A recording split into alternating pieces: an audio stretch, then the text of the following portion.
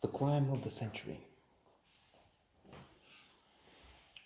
It's a very interesting documentary. Um, of course, it's mostly for American consumption because the crime of the century has been taking place there. But of course, being humans and having sympathy, feelings, even the rest of the viewers, us included, would be impressed by the calamity experienced by the US, which for the moment we could very well see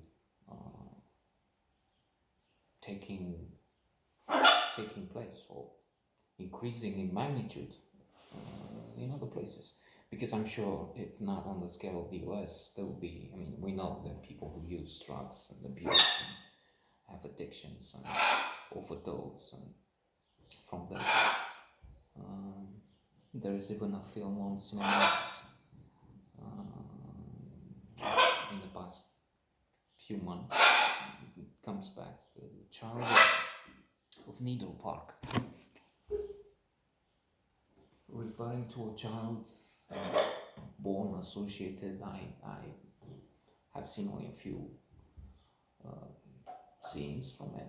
It doesn't look sunny. It's rather bleak, so I don't know. Maybe some other time we'll see it. All of us, some of us, because as you see, we migrate, don't take part in films, shows, notes like this, even when we're supposed to offer the backdrop,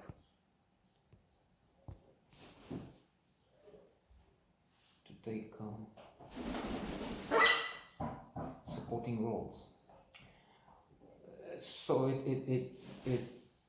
the child in the Needle Park talks of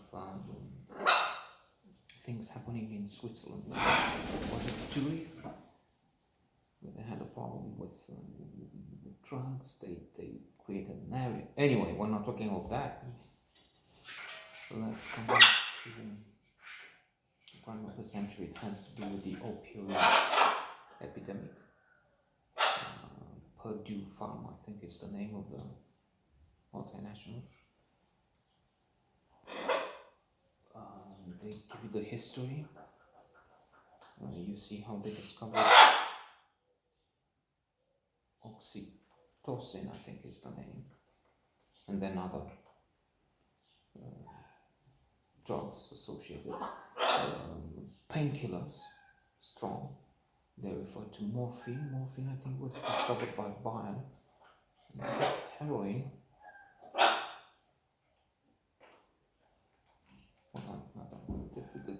Talk of poppy seeds, the way Johnson & Johnson helped with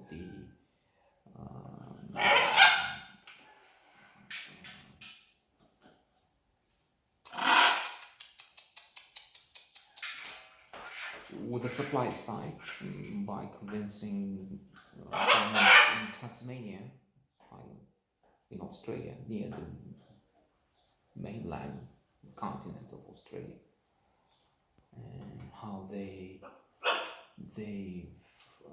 use advanced technology. Now they don't use the extraction traditional way, by cutting on the side, and they just go with combines, and they have the poppy seeds, and then they work on them, and the result is you can get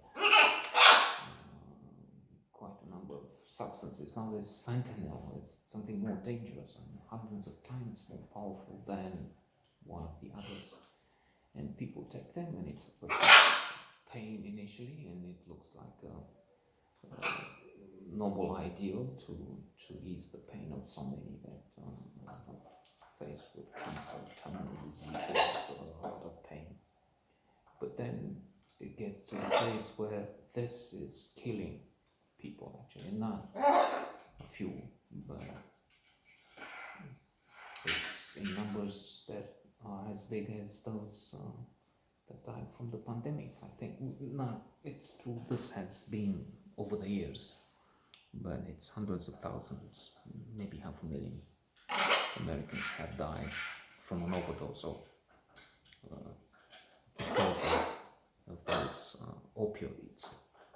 And this documentary is excellent at giving you the how, the why, history, the background, and everything else.